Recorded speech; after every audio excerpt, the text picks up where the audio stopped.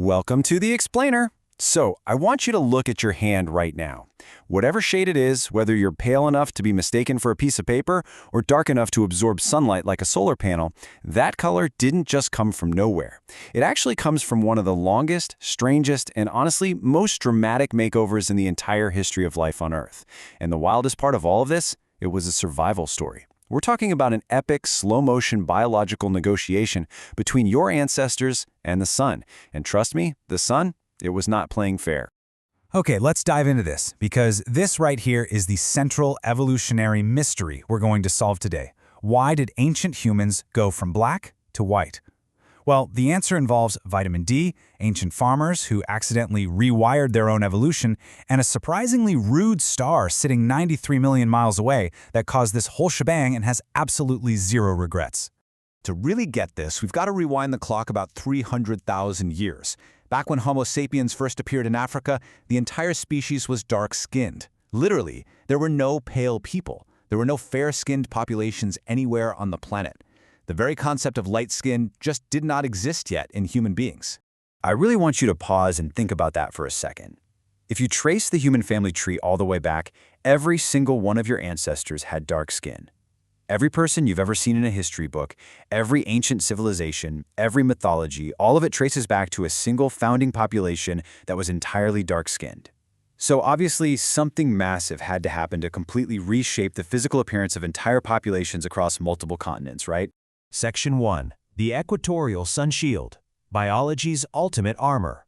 Before we get into how things changed, we kind of need to understand why this dark skin was absolutely mandatory for survival in Africa to begin with. You know, a lot of people treat skin like it's just packaging, right? Just the wrapping that holds your organs together. But your skin is an incredibly active organ, doing about 47 different jobs simultaneously just to keep you alive. And the pigment that gives skin its color is called melanin. Melanin is basically a built-in, always-on sunscreen. See, UV radiation from the sun is this invisible energy that breaks chemical bonds, damages DNA, and causes mutations that can turn into deadly melanoma.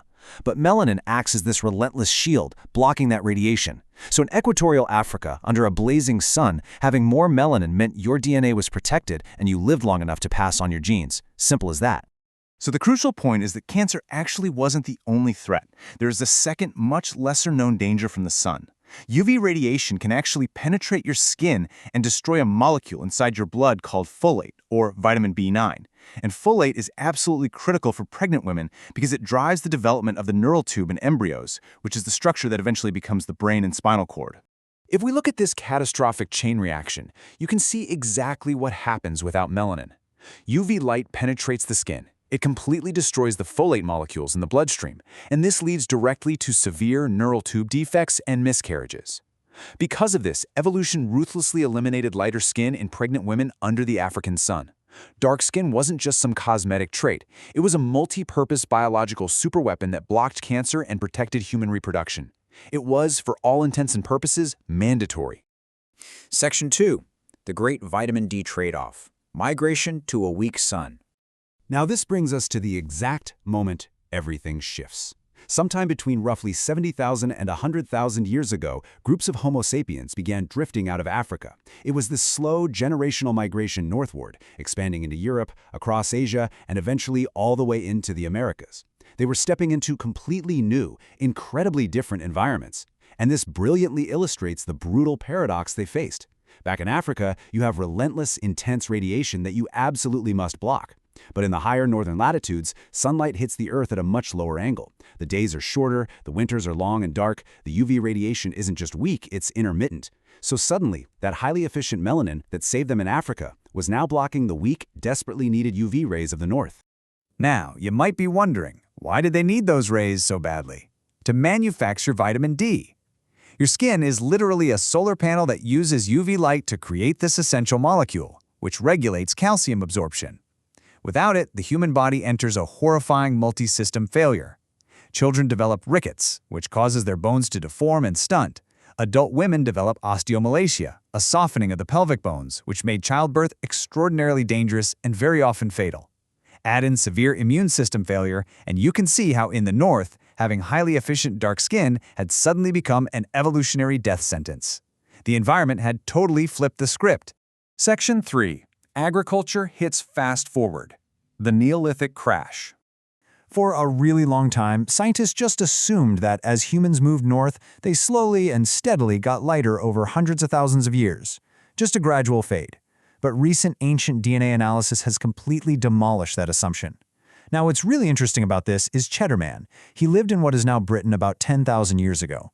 DNA reveals he actually had dark skin, dark curly hair, and blue eyes. Think about what that means. Even after living at northern latitudes for tens of thousands of years, ancient Europeans still had significantly dark skin. The extremely fair skin that we associate with northwestern Europe today only spread widely in roughly the last 6,000 to 8,000 years. So what caused this sudden, massive acceleration? Well, it was the Neolithic Revolution, the invention of farming. You see, early hunter-gatherers actually survived the weak northern sun just fine because they ate a diet naturally rich in vitamin D. Things like fatty fish, salmon, and organ meats, like liver. But when humans switched to farming, they started eating mostly cereals, wheat, barley, oats. And almost overnight, their dietary vitamin D intake just collapsed. And that created the ultimate fast-forward button. With their diet suddenly robbed of vitamin D, these early farmers were entirely dependent on their skin to synthesize it. The selection pressure for lighter skin became critically intense. Plus, because these farming communities were large, they were dense, and they were well-connected, mutations for lighter skin didn't just survive, they spread through thousands of descendants in a few generations, literally like wildfire. Section 4. Genetics and Convergent Evolution. Nature's Repetition. When we actually look at the molecular biology behind this, we find that skin color is a polygenic trait. There isn't just one single light skin gene or dark skin gene. It's controlled by dozens of different genes all working together like a symphony to manage melanin production and distribution. And because of this incredible genetic complexity, evolution did something absolutely amazing. Convergent evolution. East Asians and Europeans both developed significantly lighter skin to survive low UV environments, but they used largely distinct genetic variants to do it. Evolution independently invented lighter skin using entirely different molecular routes for separate populations on separate continents. And that kind of biological repetition only happens when a survival pressure is just incredibly intense. And hey, while we're on the topic of surprising genetic traits, here is a truly mind-bending fact for you. Every single person alive today with blue eyes descends from one specific individual who lived around the Black Sea just 6,000 to 10,000 years ago. No way, right? Before that one single mutation, the entire human species had brown eyes. That means blue eyes are actually younger than the invention of agriculture. Let's move to the timeline and see how this builds a completely new picture of our history. 300,000 years ago, Homo sapiens emerge. 70,000 years ago, they begin migrating out of Africa. Even just 10,000 years ago, Europeans like Cheddar Man are still dark-skinned.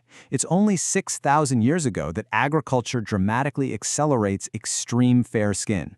When you look at the full scope of human history, pale skin occupies less than 3% of our timeline. It is shockingly recent. Section 5. Your biological UV calibration. A map, not a hierarchy.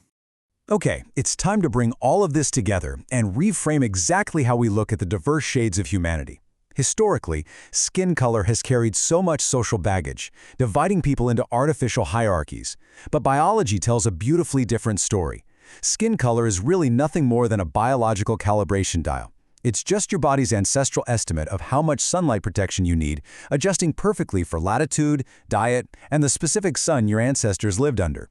Light skin isn't better or more advanced. Actually, in Africa, it's a dangerous disadvantage. And dark skin isn't primitive. It is the baseline, the default of the entire human species. Every single shade we see today is just a geographic map of human survival. This leads perfectly to this really beautiful quote from the source material: "Every skin tone is an answer to a question asked by a star." The sun didn't pick sides, it just radiated indifferently, and the elegant, merciless forces of natural selection sorted out the rest, writing the exact record of our ancestors' journeys right into our melanin. Today, we've built a world of vitamin D supplements, sunscreen, indoor lighting, and global diets that essentially decouple our skin from its original evolutionary function. The algorithm of evolution is definitely still running, but we've completely changed the inputs.